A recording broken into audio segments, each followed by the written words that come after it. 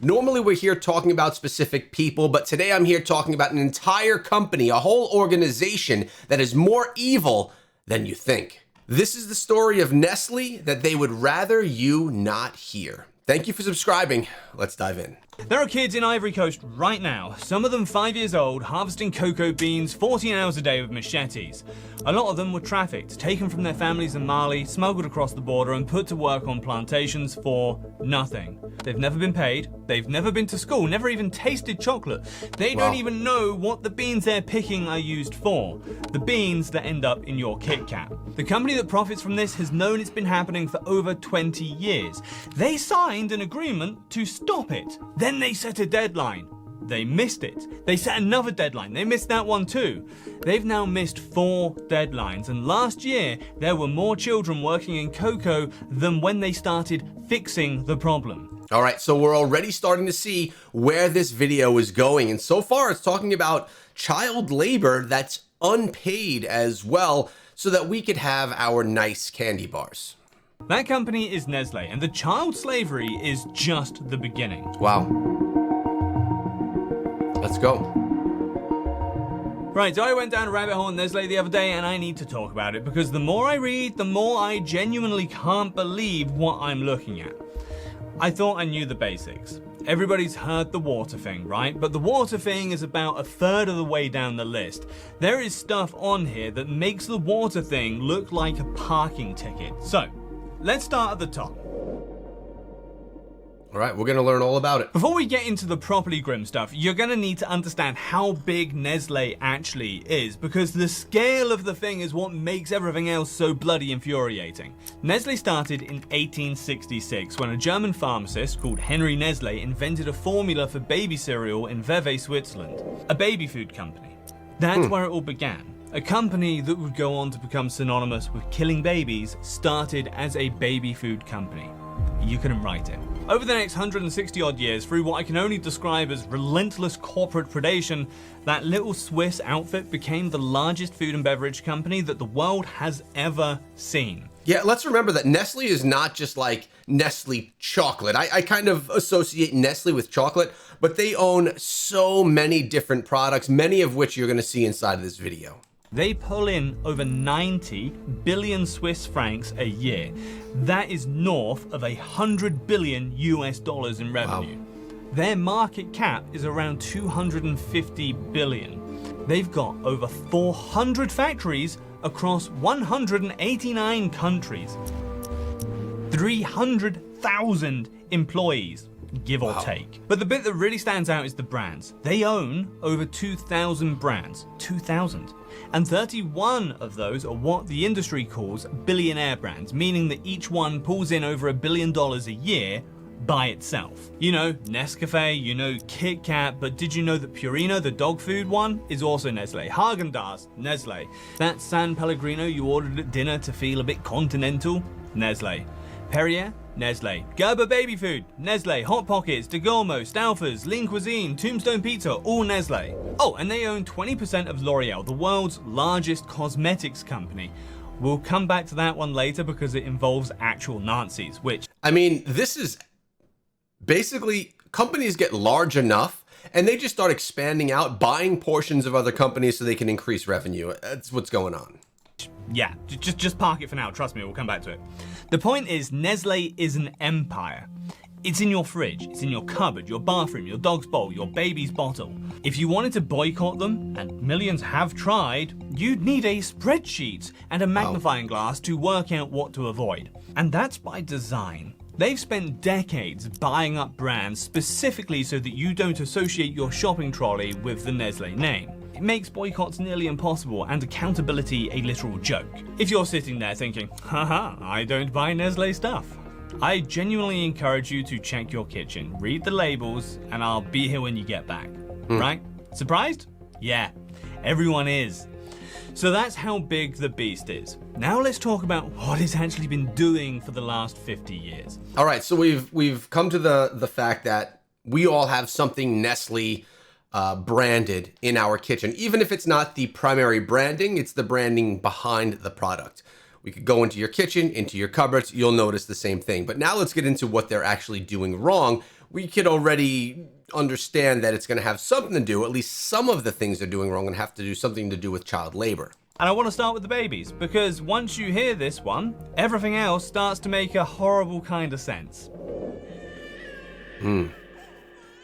So the story starts in the early 1970s, and it's the one that first put Nestle on the map as a villain. I'm gonna warn you, it is upsetting. Arguably the most disturbing thing any modern corporation has ever done. Oh, in God. the 70s, Nestle decided they wanted to expand their infant formula business into the developing world. Formula is a legitimate product, right? Nothing wrong with it in principle, but it was the way that they went about selling it that was, I don't even have the right words, psychopathic maybe? They hired salespeople and dressed them up as nurses.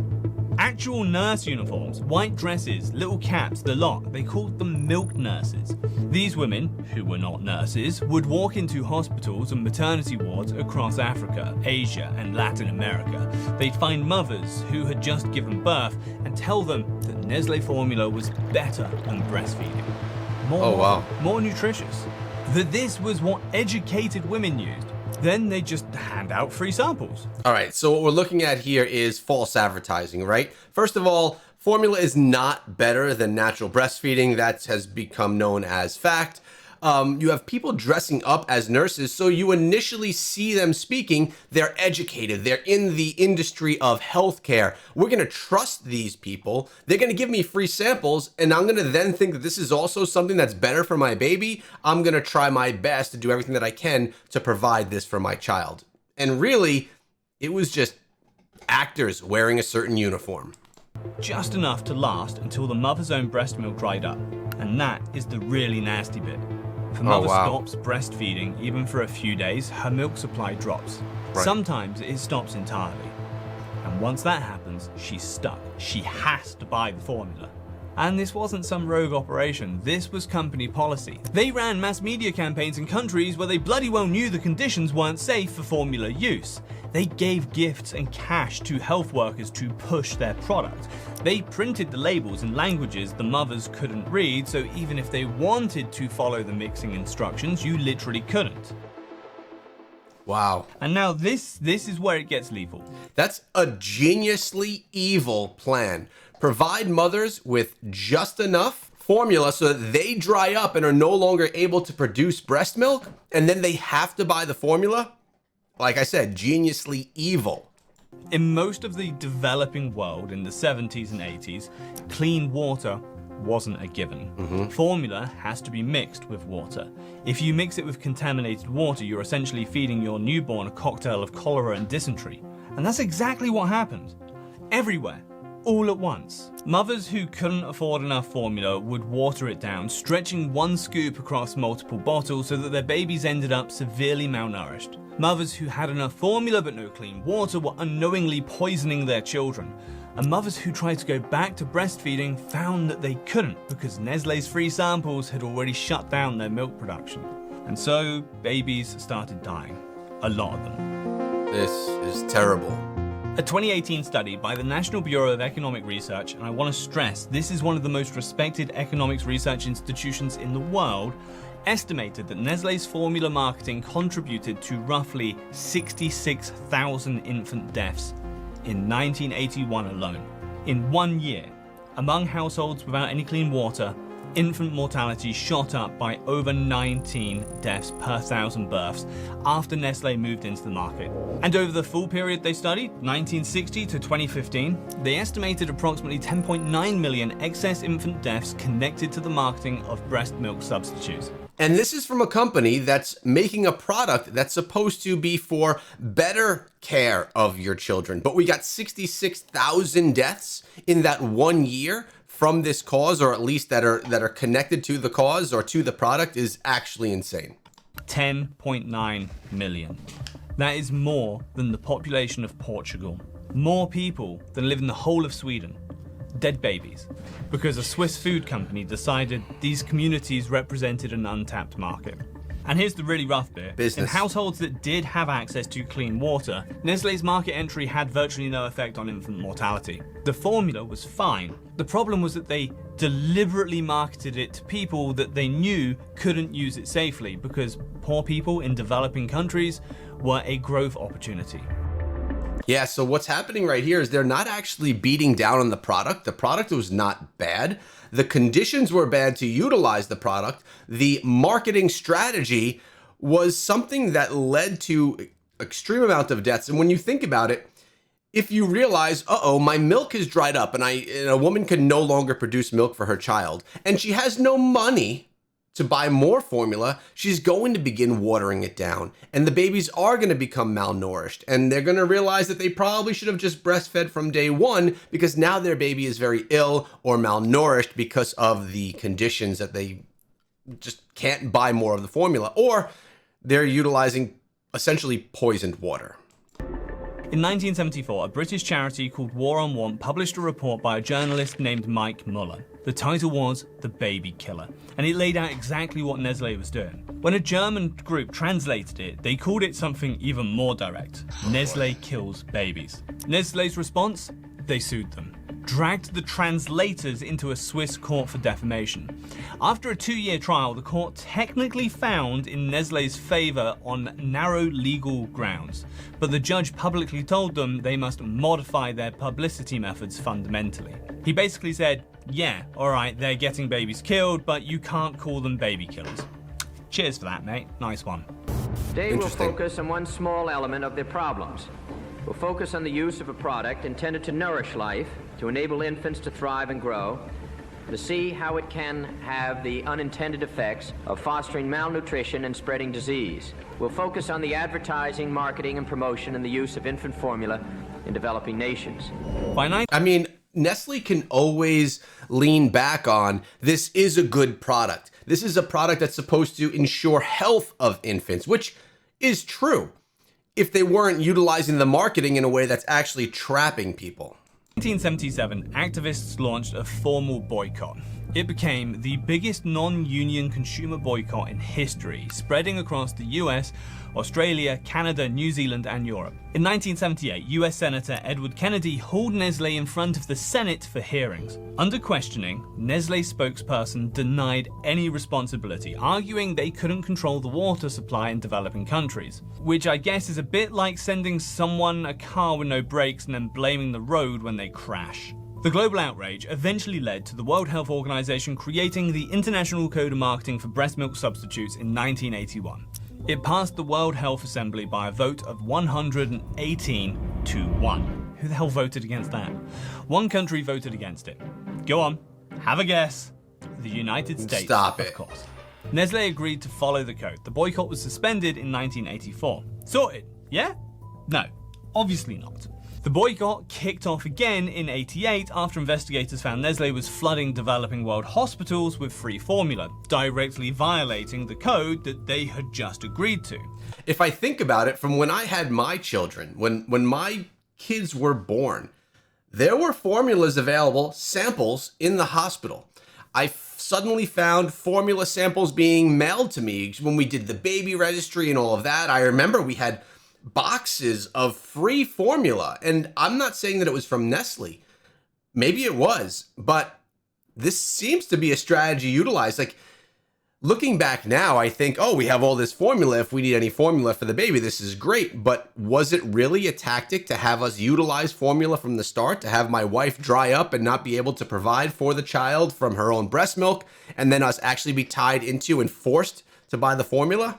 Man, it's crazy looking back at it now, because back then, 14 years ago, I had no concept of that. By 2010, 500 violations had been documented in 46 countries. As of 2022, they were still racking up nearly 100 non-compliant cases per year. 50 years on, and they're still at it. Keep that thought in your back pocket for the minute, by the way, because the whole baby formula story has a very recent epilogue, and we'll get there in a minute. Now, you think killing millions of babies would be the worst thing on a company's CV. You'd think that wouldn't be the full extent of it, but you haven't got to the chocolate yet. Or the water, or the horse meat, or the Nazis. It's gonna be a busy video. Before we do though, let me just quickly take you through some of the, I want to say, lesser scandals, but honestly, calling anything on this list lesser feels a bit generous. Lesser scandals, okay. I'm gonna call these the side quests because compared to the baby thing, they're almost quaint, but any one of them on its own would be the worst thing any normal company would have ever done. In February 1990, a random environmental lab in North Carolina tested a bottle of Perrier and found benzene in it. Benzene, as in the carcinogen. Carcinogen as in the thing that gives you cancer. 280 million bottles were recalled worldwide. 160 million in the States alone. Wow. Cost about £1 billion francs. Turns out the carbon filters that were meant to remove benzene from the CO2 had been clogged for 6 months, and nobody noticed. Oh my God. Perrier sales didn't get back to 1989 levels until 2013. 23 years to recover from one contamination scandal. And they had to drop naturally sparkling from the label because, surprise, surprise, it wasn't naturally sparkling at all. But here's the thing about Perrier. In 2024, it came out that Nestlé Waters France had been using illegal purification methods on their mineral water brands, including Perrier and Vittel, since the 90s, selling illegally filtered water as natural mineral water for over 15 years. About €3 billion in fraudulent sales. I mean, this makes you believe that the water that comes out of your spout that's from the well in your backyard may just be healthier than the bottled natural spring waters that we're actually spending a ton of money on. A French Senate report in 2025 accused the Macron government of knowingly concealing the whole thing since 2021. So they didn't just have one Perrier scandal, they had a Perrier scandal and then a 30-year cover-up underneath. Lovely. Jeez. I like Perrier too. Claims that these noodles contained dangerously high levels of lead.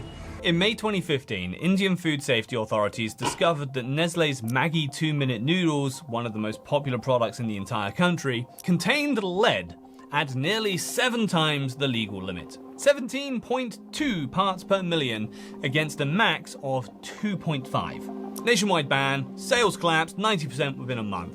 400 million packets destroyed. 6 billion rupee fine. In February 2013, beef products across Europe turned out to contain horse meat. Nestlé found horse DNA in their Buitoni beef ravioli. Oh my CEO God. Paul Bulk called it unforgivable, which is a word Nestlé should probably get embroidered on a throw pillow at this point. All right, so few things.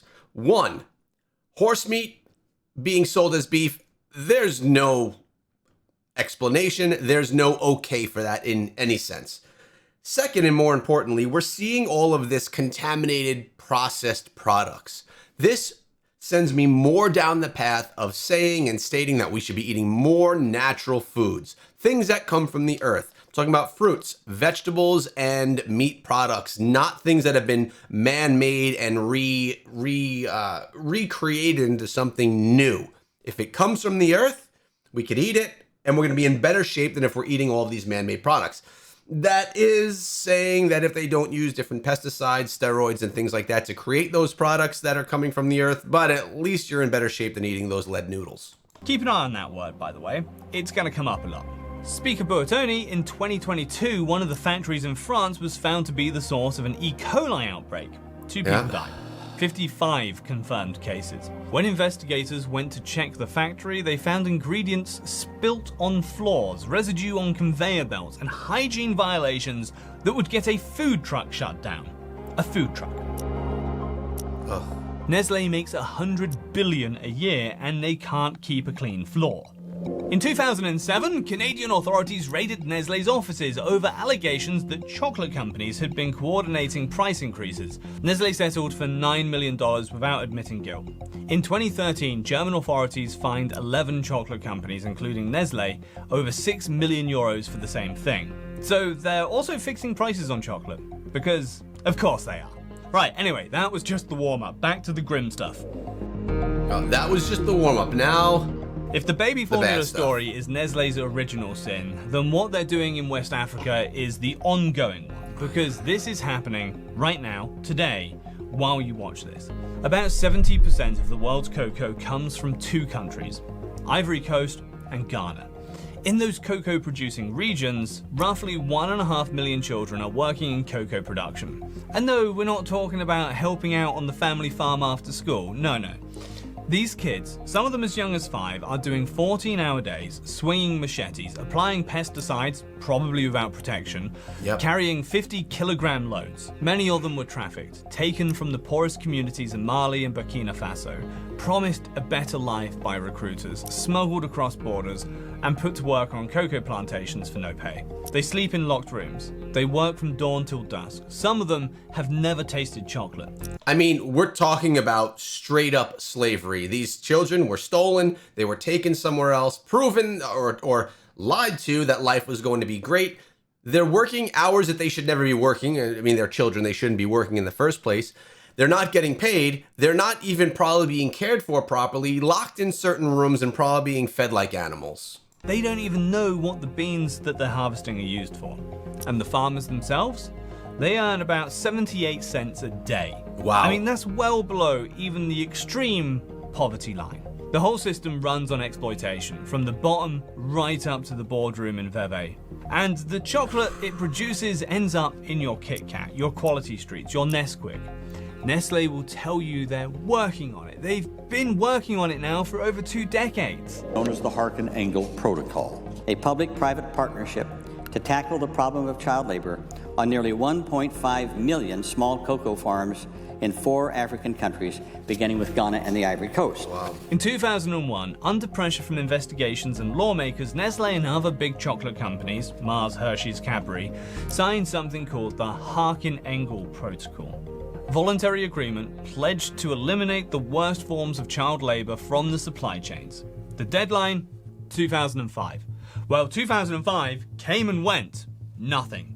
Got pushed back to 2008. 2008, nothing. Pushed to 2010, nothing again. After missing 3 deadlines, they just gave up on elimination entirely and set a more modest goal. Reduce child labor by 70% by 2020. Yeah, they didn't hit that one either.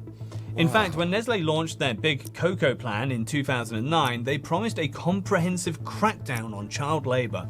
By 2019, there were 750,000 more children working in cocoa than when the plan started.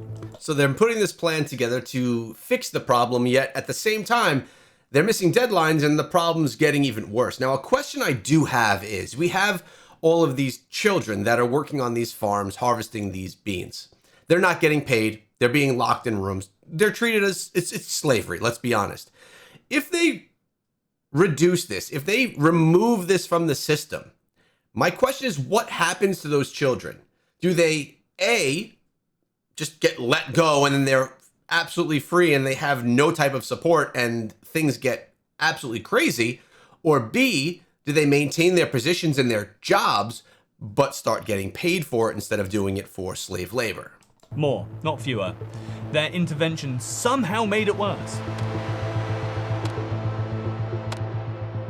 So let's just throw that timeline down and see what we've got. 2001, we'll fix it by 2005. 2005, no, actually we'll fix it by 2008. 2008, 2010 for definite, for certain this time. 2010, okay, all right, we won't fix it, but we'll at least reduce it 70% by 2020. 2020 didn't do that either. 4 deadlines, 4 failures, 0 consequences. Remember that pattern, it's going to keep coming up. A Washington Post investigation found that as of 2019, Nestle could only trace 49% of their cocoa to the farm level. So for more than half of their chocolate supply, they genuinely had no idea where it came from or who made it. They publicly admitted they couldn't guarantee their products were free from child slave labor. In 2021, the case went all the way to the US Supreme Court. 6 blokes from Mali who'd been trafficked as children to work on Ivory Coast plantations sued Nestle under the Alien Tort Statute. This could have been a massive moment for corporate accountability. The Supreme Court voted 8-1 to throw it out. Not because they found Nestle innocent, because the court decided that since the forced labor happened overseas, American courts didn't have jurisdiction. The majority opinion basically said, yeah, Nestle profits from child slavery, but you know, it happened over there in a different country, so not our problem. Yeah, so they're saying, who are we to try and enforce standards that we have here in the United States in other countries where maybe there is no slavery standard, clearly. Brilliant. And it doesn't stop at chocolate. Yeah. In 2014, Nestle commissioned an investigation into their Thai seafood supply chain. The non-profit Verite found exactly what everyone feared: trafficking, forced labor, child labor, debt bondage. Workers from Myanmar and Cambodia charged recruitment fees they could never repay, given fake identities, put on fishing boats, cut off from the outside world, and forced to work until they collapsed. Men and boys from the poorest villages in Southeast Asia, lured by the promise of a decent wage, trapped on boats with no way out. No communication allowed, no rest allowed. And the product of all that? Purina pet food. I know, your cat's fancy feast with the fluffy white Persian on the tin and the gourmet dining experience branding. The seafood inside may have been caught by trafficked human beings. Nestle, to their extremely limited credit, publicly acknowledged the findings. They promised reform. Behind our strategy is an intrinsic, very, very strong element. They said they'd train boat captains about human rights, which... Right, yeah, that'll sort it. A class action lawsuit was filed. The Ninth Circuit Court of Appeals dismissed it. So anyway, that is the chocolate and the cat food, slave labor in both. And if you're wondering how a company pulls off something like this and still walks around like a respectable business, don't worry, we'll be coming back to that. But first, we need to talk about the water, because... I think it's because there's a lot of people profiting from this, and Nestle is probably not the only big company that's profiting from this exact same thing. And you have to wonder, are these companies even in our government's or our court system's back pockets? Somehow, it gets worse. The water, okay. Of all the things that Nestle has done, the water story might be the one that properly does your head in. Because it's just so brazen, so completely shameless that it almost doesn't feel real. Let's start with a quote that launched 1,000 memes. In 2005, Nestle CEO Peter Brabeck-Letmathe appeared in a documentary called We Feed the World. And on camera, the man said that the idea of water being a human right was an extreme solution. Wasser zu haben. Das ist die eine Extremlösung. Now, Nestle's PR law have spent 20 years trying to walk this back. He was taken out of context, they say. He was talking about privatization specifically. He later clarified that he does believe in a minimum water allocation, about 25 to 50 litres per person per day. And honestly, it doesn't really matter what he meant, because everything Nestle has actually done since tells you everything you need to know. So let's start in Michigan. Nestle operates wells in Eva, pumping about 200 gallons per minute. That's over 1 million gallons of groundwater per day. And they pay, and I'm genuinely wishing that I was making this up, about $200 a year for the privilege. $200 a year for 1 million gallons a day. How are they paying so little money for the right to pump all that water? Your Netflix subscription costs more than what Nestle pays to drain an entire aquifer in Michigan. In 2003, a judge found their pumping caused substantial harm to the environment. Warming streams, shrinking channels, wrecking ecosystems. He ordered them to stop. An appeals court overturned it and let them carry on. Then in 2017, Michigan regulators approved Nestle's request to increase their extraction rate. And days later, the state announced it would stop providing free bottled water to the residents of Flint, whose water supply had been contaminated with lead. So on one hand, they're giving a multinational permission to pump even more groundwater, and on the other, they're telling their own citizens they can't have clean water for free anymore. How is that happening? They're literally, it was said pump less. They say, no, we're gonna pump more, and we're not giving any to the local community that we're stealing the water from. And no one gets in trouble, this is okay. Lovely. They pulled the same trick elsewhere. In California, during the historic drought, they extracted 25 times their legal limit from a national forest, while ordinary people were getting fined for watering their lawns. Nestle has water rights, of course, in this area. From a legal standpoint, of course it's fair. From a perception standpoint, I understand why people are asking that question. But water belongs to no one. In Ontario, they pulled millions of litres a day from wells on 6 nations' territory, while 85% of the indigenous community lacked clean tap water. What did they pay 6 nations?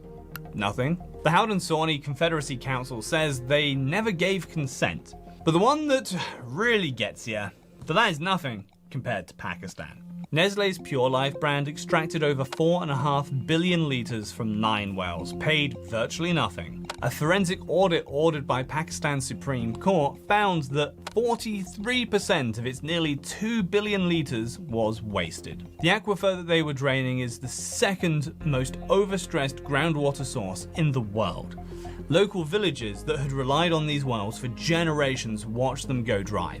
Residents of Bati Dewan reported getting sick from contaminated water after Nestle drained their supply. And Nestle's solution? Install a filtration plant for the locals. Their answer to stealing a villager's water was to sell it back to them through a filter. In Mexico, the community actually fought back. Nestle's Bonafont brand was extracting water near the Popocatépetl and Iztaccíhuatl volcanoes in Nahu's indigenous territory. Jesus Christ, I have tried that so many times, I'm sorry I can't pronounce that. Anyway, moving on. They paid about $227 a year per permit. They made about 494 times that selling the bottled water. In 2021, 21 indigenous communities marched into the bottling plant, shut it down, held a trial for the government and the corporations, and converted the whole facility into a social centre. Fair play to them, honestly. Good one. Oh, and their Poland Spring brand, marketed as 100% natural spring water? Plaintiffs in a lawsuit claimed not one drop came from a natural spring. The original Poland Spring in Maine apparently went dry years before Nestle even bought the brand. This is something I've always thought of as well. We buy this natural spring water. We think it's coming. The vision is a beautiful spring in the mountains that's so crisp and cold. Such fresh, clean water. And really, I don't believe that any of it is actually from there. It's water taken from wherever, sent through a filter, and thrown in a bottle. No different than what you're actually drinking at home.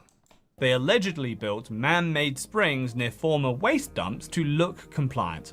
A judge in Connecticut declined to dismiss those claims as recently as January 2025. The pattern is identical every single time. Move into a community, extract at rates way beyond what's sustainable, pay next to nothing, watch local water sources dry up, bottle it, sell it back to them, and when the heat gets too much, just sell the whole operation to a private equity firm and run away. In 2021, they flogged their entire North American water business for $4.3 billion, rebranded as Blue Triton. The extraction carried on, the problems carried on, Nestle just stopped being the name on the door. And about that Peter Barbeck-Letmath quote, whether he said water ought to be a human right or not, every single thing Nestle does screams that they believe it shouldn't be. When you drain a Pakistani villager's water, bottle it up and sell it back to them for a profit, that tells you everything you need to know, doesn't it? Right, so we've covered the dead babies, we've covered the child slaves in the stolen water, and I know what you're thinking, surely that is it, surely we have reached the bottom. But mate, no, we have not. We haven't even got to the Nazis yet. Let's talk about plastic. This is crazy. Nestle is ranked as one of the top 3 worst plastic polluters on the planet, year after year, in global cleanup audits. Their annual plastic footprint is about 1.7 million tons. The biggest culprit? Those single-use sachets, the little individual serving packets of coffee and powdered milk that they flog across Southeast Asia and Africa. In the Philippines alone, their plastic pollution is estimated at 35,000 metric tons per year. In response, Nestle set a target: 100% recyclable or reusable packaging by 2025.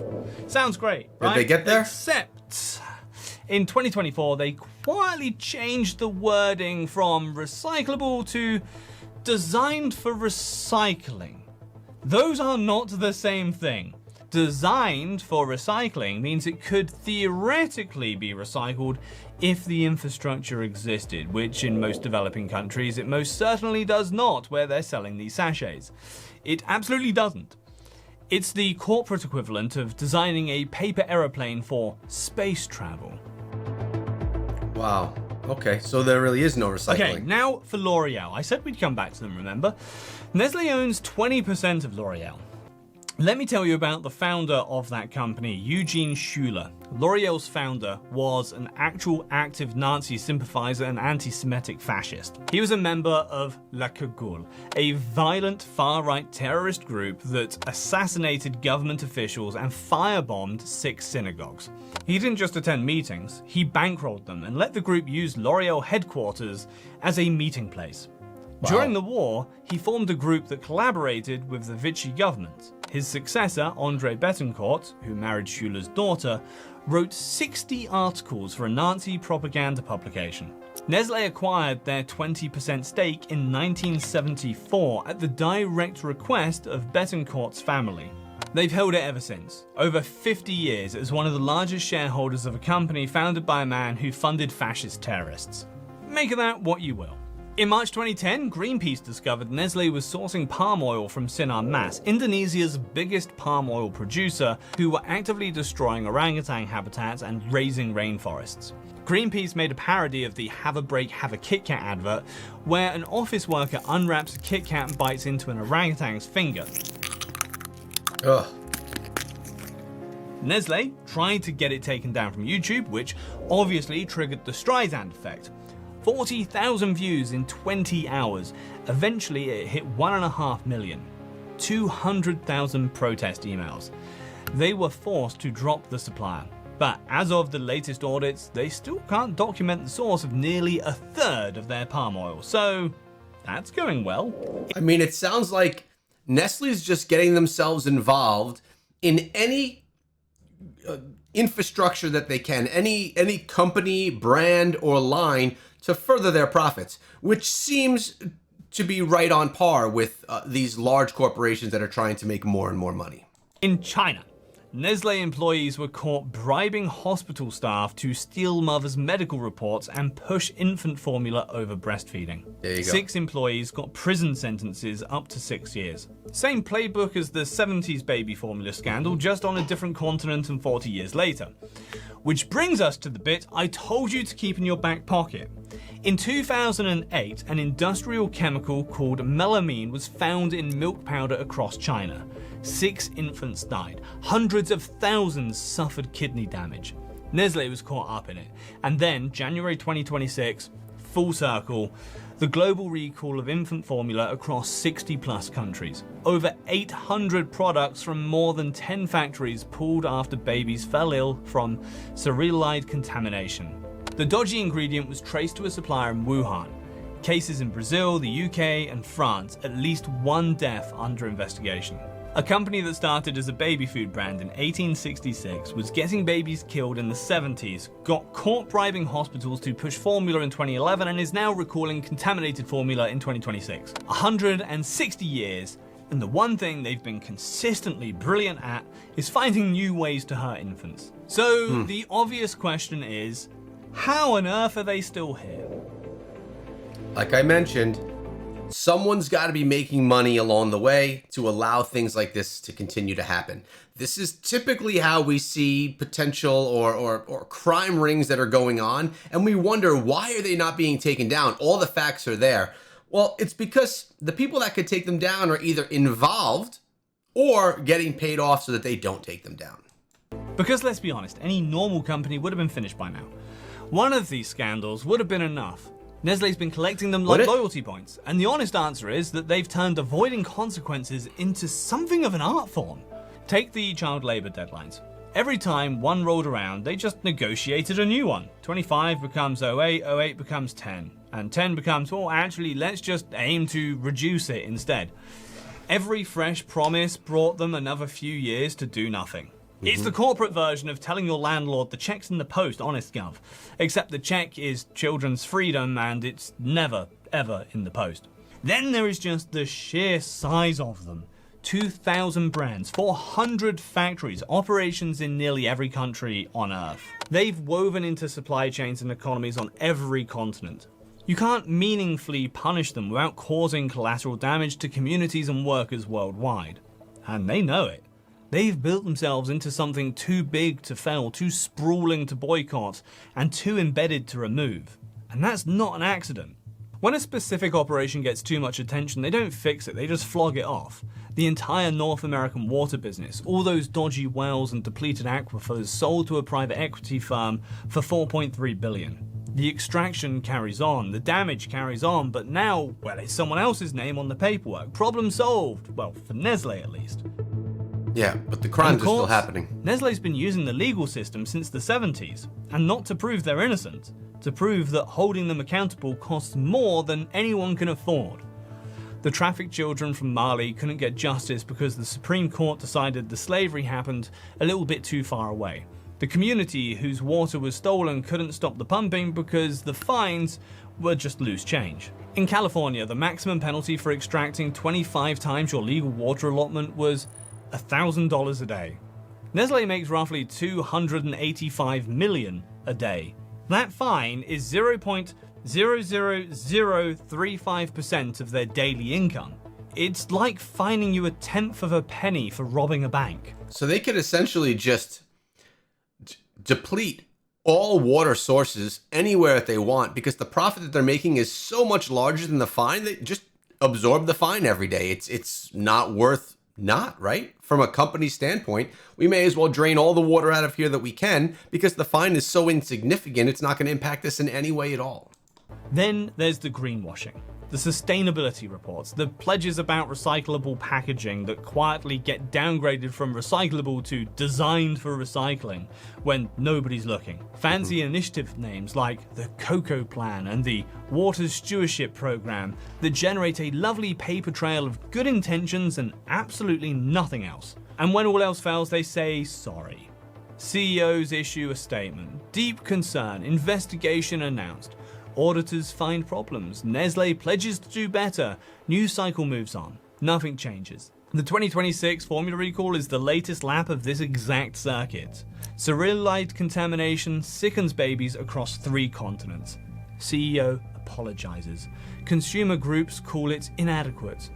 And here we are, again. The math just works in their favor. The fines are smaller than the profit. The lawsuits get thrown out on technicalities. The promises buy time, and then the outrage fades.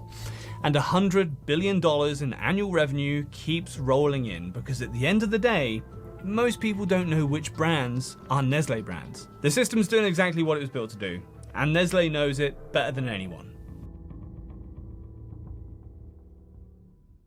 So where does this leave us? Nestle has been exposed, investigated, boycotted, sued, fined, and publicly shamed for over 50 years. And they're still here. Still the biggest, still running the same play from the same playbook. If there's a silver lining, and I am reaching here for this one, it's the moments where people actually fought back and won. The 21 indigenous communities in Mexico who marched into a bottling plant and turned it into a community center. The activists in Ontario who pressured Blue Triton out.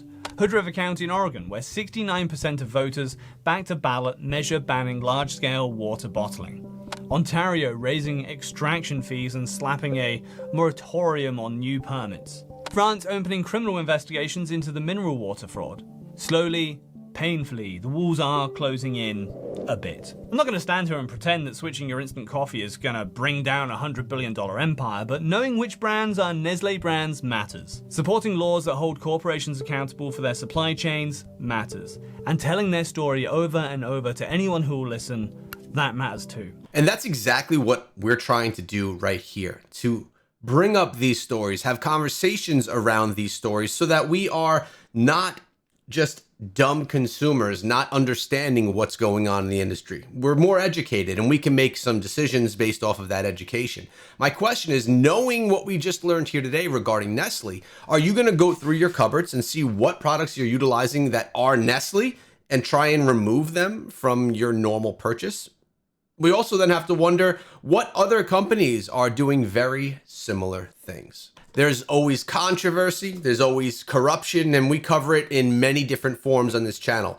Thank you guys so much for watching till the end and for subscribing, and why don't you check out this video for more details on a completely different topic. I'll see you guys over there.